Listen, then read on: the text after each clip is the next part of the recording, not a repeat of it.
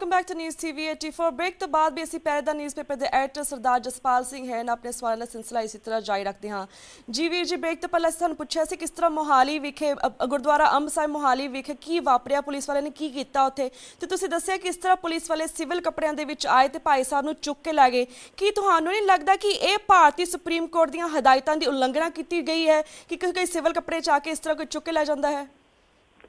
देखो गल तो आप बार बार करते हैं कि इस देश दे विच सिखां लई कोई कानून नहीं कोई इंसाफ नहीं तो जे असीं कानून जां इंसाफ की गल करिए तो कोई सिखां लई है ही नहीं सिखां नाल हमेशा धक्केशाही हुंदी है वितकरेबाजी हुंदी है उन्हां नाल जोर जबर जुल्म तशद्दद हुंदा तो गल तो यह है कि असीं लड़ाई भी इंसाफ लई लड़ रहे हैं कि वो साडे वो सिंह ਜਿਹੜੇ 25 30 ਸਾਲਾਂ ਤੋਂ ਜੇਲ੍ਹਾਂ 'ਚ ਨਜ਼ਰਬੰਦ ਨੇ ਜਿਨ੍ਹਾਂ ਦੀ ਸਜ਼ਾ ਦਾ ਸਮਾਂ ਪੂਰਾ ਹੋ ਚੁੱਕਿਆ ਉਹਨਾਂ ਨੂੰ ਰਿਹਾ ਕਰ ਦਿਓ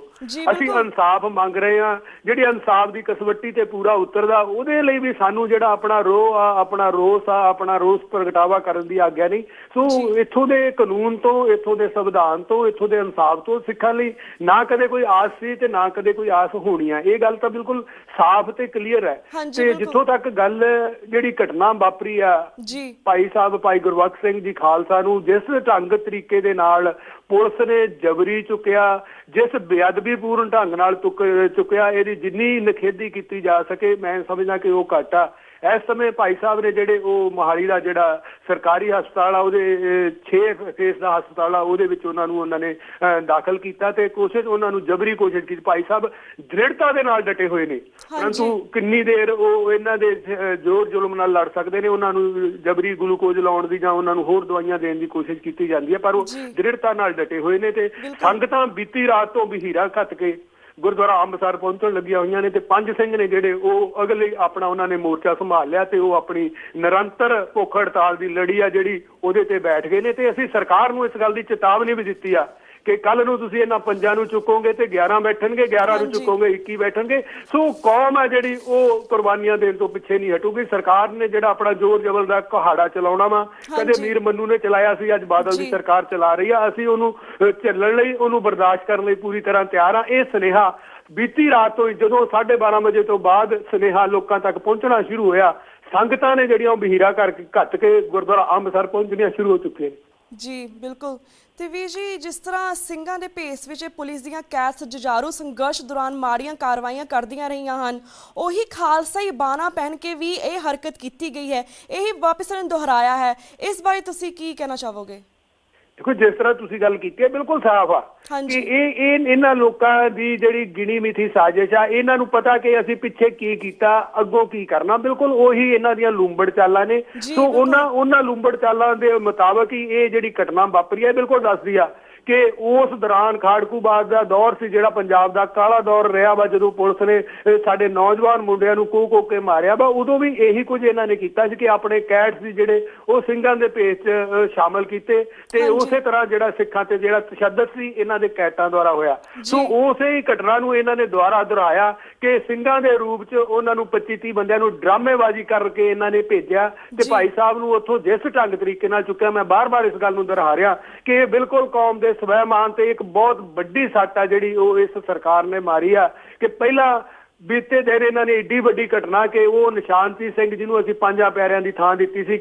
ਬੰਦੀ ਸਿੰਘ ਰਿਹਾਈ ਮਾਰਚ ਦੀ ਅਗਵਾਈ ਕਰ ਰਹੇ ਸੀ ਉਹਦੀ ਪੱਗ ਉਹਦੀ ਦਸਤਾਰ ਆ ਜਿਹੜੀ ਲਾਈ ਗਈ ਤੇ ਅੱਜ ਬੀਤੀ ਰਾਤ ਆਹ ਘਟਨਾ ਵਾਪਰੀ ਕਿ ਸਾਡੇ ਉਸ ਕੌਮੀ ਨਾਇਕ ਨੂੰ ਜਿਹੜਾ ਕੌਮ ਦੇ ਸੰਘਰਸ਼ ਦਾ ਯੋਧਾ ਵਾ ਉਹਨੂੰ ਜਿਸ ਬੇਅਦਬੀਪੂਰਨ ਢੰਗ ਤਰੀਕੇ ਨਾਲ ਚੁੱਕਿਆ ਗਿਆ ਇੱਕ ਪਾਸੇ ਸ਼੍ਰੀ ਅਕਾਲ ਤਖ਼ਤ ਸਾਹਿਬ ਦੇ ਜਥੇਦਾਰ ਨੂੰ ਭੇਜਿਆ ਜਾਂਦਾ ਗੱਲਬਾਤ ਕਰਨ ਲਈ ਇੱਕ ਪਾਸੇ ਕੌਮ ਨੂੰ ਭਰੋਸੇ 'ਚ ਲੈਣ ਦੀ ਗੱਲ ਕੀਤੀ ਜਾਂਦੀ ਆ ਦੂਸਰੇ ਪਾਸੇ ਇਹ ਲੂੰਬੜ ਚਾਲ ਦੇ ਨਾਲ ਡਰਾਮੇਬਾਜ਼ੀ ਦੇ ਨਾਲ ਜਿਸ ਤਰ੍ਹਾਂ ਭਾਈ ਸਾਹਿਬ ਨੂੰ ਚੁੱਕਿਆ ਗਿਆ ਵਾ ਇਹਦੇ ਨਾਲ ਸਰਕਾਰ ਦਾ ਕਾਲਾ ਚਿਹਰਾ ਵਾ ਜਿਹੜਾ ਸਿੱਖ ਵਿਰੋਧੀ ਚਿਹਰਾ ਵਾ ਜਿਹੜਾ ਸਿੱਖ ਦੁਸ਼ਮਣ ਚਿਹਰਾ ਉਹ ਫੇਰ ਇੱਕ ਵਾਰ ਨੰਗਾ ਹੋਇਆ ਜੀ ਬਿਲਕੁਲ ਜਿਸ ਤਰ੍ਹਾਂ ਵੀ ਤੁਸੀਂ ਕਿਹਾ ਕਿ ਪੰਜਾਬ ਸਰਕਾਰ ਜਿਹੜੀ ਭਾਰਤ ਦੀ ਸਰਕਾਰ ਭਾਈ ਗੁਰਬਖਸ਼ ਸਿੰਘ ਜੀ ਕੋਲ ਡਰ ਕੇ ਉਹਨਾਂ ਨੇ ਇਸ ਤਰ੍ਹਾਂ ਰਾਤੋਂ ਰਾਤ ਹਮਲਾ ਕਰਕੇ ਇਸ ਤਰ੍ਹਾਂ ਚੁੱਕਿਆ ਜਿਸ ਤਰ੍ਹਾਂ ਤੁਸੀਂ ਕਿਹਾ ਕਿ ਹੁਣ 5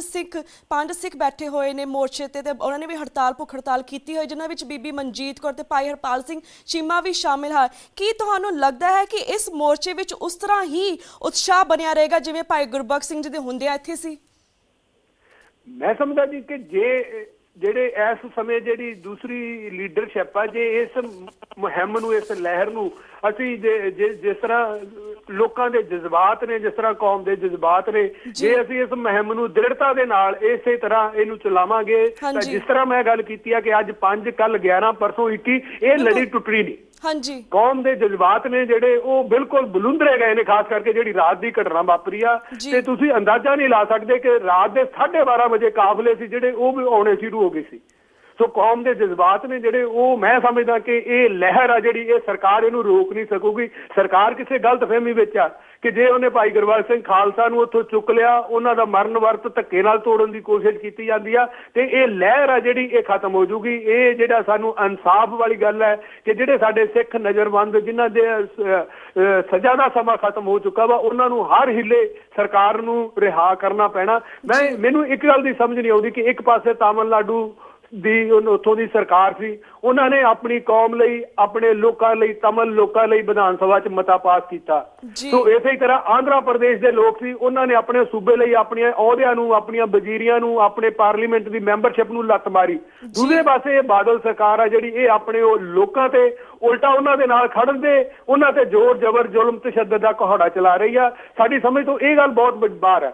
ਕਿ ਜਿੱਥੇ ਇਨਸਾਫ ਦੀ ਗੱਲ ਹੈ, ਘੱਟੋ ਘੱਟ ਸਰਕਾਰ ਦਾ ਫਰਜ਼ ਬਣਦਾ ਸੀ ਕਿ ਜਦੋਂ ਇਨਸਾਫ ਦੀ ਗੱਲ ਆ ਉਹ ਕੌਮ ਦੇ ਨਾਲ ਖੜਦੀ, ਕਿ ਇਹ ਗੱਲ ਬਣਦੀ ਆ। ਵਿਧਾਨ ਸਭਾ 'ਚ ਮਤਾ ਪਾਸ ਕੀਤਾ ਜਾਂਦਾ ਕਿ ਜਿਹੜੇ ਸਿੰਘ ਆਪਣੀ ਸਜ਼ਾ ਪੂਰੀ ਕਰ ਚੁੱਕੇ ਨੇ, ਇਨਸਾਫ ਦਾ ਤਕਾਜ਼ਾ ਵਾ, ਕਾਨੂੰਨ ਦਾ ਤਕਾਜ਼ਾ, ਸੰਵਿਧਾਨ ਦਾ ਤਕਾਜ਼ਾ, ਉਹਨਾਂ ਨੂੰ ਰਿਹਾ ਕੀਤਾ ਜਾਣਾ ਚਾਹੀਦਾ। ਪਰੰਤੂ ਸਰਕਾਰ ਆ ਜਿਹੜੀ, ਇਹ ਉਲਟਾ ਸਿੱਖਾਂ ਤੇ ਦਮਨ ਚੱਕਰ ਜਿਹੜਾ, ਜਿਸ ਤਰ੍ਹਾਂ ਅਸੀਂ ਸਮਝਦੇ ਹਾਂ ਕਿ ਇਹ ਭਗਵਾਂ ਬ੍ਰਿਗੇਡ ਦੀ ਦੁਮਛੱਲਾ ਸਰਕਾਰ ਕਾਰਨ ਸਿੱਖ ਭਾਵਨਾਵਾਂ ਨੇ ਜਿਹੜੀਆਂ, ਉਹਨਾਂ ਦਾ ਉਭਾਰ ਆ, ਉਹਨੂੰ ਬਰਦਾਸ਼ਤ ਨਹੀਂ ਕਰ ਸਕਦੀ। ਬਿਲਕੁਲ ਵੀਰ ਜੀ, ਬਿਲਕੁਲ ਵੀਰ ਜੀ। ਸਾਡੇ ਕੋਲ 2 ਮਿੰਟ ਰਹਿ ਗਏ ਨੇ, ਸਵਾਲ ਤਾਂ ਹੋਰ ਵੀ ਬਹੁਤ ਸਾਰੇ ਨੇ, ਪਰ ਅਸੀਂ ਜਾਣਨਾ ਚਾਹਾਂਗੇ ਕਿ ਜਿਹੜੇ ਸਾਰੀਆਂ ਸਿੱਖ ਸੰਗਤਾਂ ਤੁਹਾਨੂੰ ਇਸ ਵੇਲੇ TV 84 ਰਾਹੀਂ ਸੁਣ ਰਹੀਆਂ ਨੇ, ਵੇਖ ਰਹੀਆਂ ਨੇ, ਉਹਨਾਂ ਨੂੰ ਤੁਸੀਂ ਇਸ ਸੰਬੰਧੀ ਕੀ ਸੁਨੇਹਾ ਦੇਣਾ ਚਾਹੁੰਦੇ ਕਿ ਸਾਨੂੰ ਕਿੱਥੇ ਇਕੱਠੇ ਹੋ ਕੇ ਹੁਣ ਅੱਗੇ ਕੀ ਕਰਨਾ ਚਾਹੀਦਾ, ਕੀ ਸਟੈਪ ਹੋਣਾ ਚਾਹੀਦਾ ਅਗਲਾ? ਦੇਖੋ, ਮੈਂ ਜਿਹੜਾ ਇਸ ਸਮੇਂ ਮੈਂ ਮਹਿਸੂਸ ਕਰਦਾ ਕਿ ਸਾਨੂੰ ਸਰਕਾਰ ਨੂੰ, ਜਿਸ ਤਰ੍ਹਾਂ ਮੈਂ ਪਹਿਲਾਂ ਵੀ ਗੱਲ ਕੀਤੀ ਆ, ਸਰਕਾਰ ਨੂੰ ਇਹ ਗੱਲ ਦਾ ਅਹਿਸਾਸ ਕਰਵਾ ਦੇਣਾ ਚਾਹੀਦਾ, ਕੌਮ ਜਾਗ ਚੁੱਕੀ ਆ, ਕੌਮ ਇਨਸਾਫ ਦੀ ਪ੍ਰਾਪਤੀ ਤੱਕ ਸੰਘਰਸ਼ ਲੜਨ ਤੋਂ ਕਿਸੇ ਵੀ ਕੀਮਤ ਤੇ ਡੋਲੂਗੀ ਨਹੀਂ। ਸਰਕਾਰ ਨੂੰ ਇਹ ਗੱਲ ਸਮਝ ਲੈਣੀ ਚਾਹੀਦੀ ਆ ਕਿ ਉਹਦੇ ਜ਼ੋਰ ਜ਼ਬਰ ਦਾ ਚਾਹੇ ਉਹ ਜਿੰਨਾ ਮਰਜ਼ੀ ਕੁਹਾੜਾ ਚਲਾ ਲਵੇ, ਕੌਮ ਆ ਜਿਹੜੀ ਉਹ ਹੁਣ ਪਿੱਛੇ ਹਟਣ ਵਾਲੀ ਨਹੀਂ। ਸਰਕਾਰ ਨੂੰ ਜਿਹੜਾ ਇਨਸਾਫ ਬਣਦਾ ਉਹ ਕੌਮ ਨੂੰ ਦੇਣਾ ਚਾਹੀਦਾ। ਸਾਨੂੰ ਇਸ ਗੱਲ ਦੇ ਪ੍ਰਗਟਾਵੇ ਲਈ ਜਿੰਨਾ ਵੀ ਅਸੀਂ ਆਪਣੇ ਰੋਸ ਦਾ, ਰੋਹ ਦਾ ਪ੍ਰਗਟਾਵਾ ਕਰ ਸਕਦੇ ਹਾਂ, ਜੋ ਬੀਤੀ ਰਾਤ ਘਟਨਾ ਵਾਪਰੀ ਆ ਉਹਦੇ ਵਿਰੋਧ ਦੇ ਵਿੱਚ, ਉਹਦੇ ਰੋਸ ਦੇ ਵਿੱਚ ਸਾਰੀ ਕੌਮ ਨੂੰ ਜਿਸ ਤਰ੍ਹਾਂ ਦਾ ਵੀ ਅਸੀਂ ਆਪਣੇ ਰੋਸ ਦਾ ਪ੍ਰਗਟਾਵਾ ਕਰ ਸਕਦੇ ਹਾਂ ਉਹ ਕਰਨਾ ਚਾਹੀਦਾ। ਬਿਲਕੁਲ ਬਿਲਕੁਲ ਵੀਰ ਜੀ, ਤੁਹਾਡਾ ਬਹੁਤ ਬਹੁਤ ਸ਼ੁਕਰੀਆ ਕਿ ਤੁਸੀਂ ਆਪਣਾ ਟਾਈਮ ਕੱਢ ਕੇ ਸਾਰੀ ਬਾਹਰ ਸਿੱਖ ਸੰਗਤਾਂ ਦੇ ਰੂਬਰੂ ਹੋਏ। ਤੁਹਾਡਾ ਬਹੁਤ ਬਹੁਤ ਸ਼ੁਕਰੀਆ ਕਿ ਅਸੀਂ ਤੁਹਾਡੇ ਕੋਲ ਇੱਥੇ ਹੁਣ ਇਜਾਜ਼ਤ ਲੈਣੇ ਆ ਵੀਰ ਜੀ। ਵਾਹਿਗੁਰੂ ਜੀ ਕਾ ਖਾਲਸਾ, ਵਾਹਿਗੁਰੂ ਜੀ ਕੀ ਫਤਿਹ। Viewers, वक्त हो गया एक छोटे से ब्रेक का। Keep watching News TV 84. The now will be right back after a short break.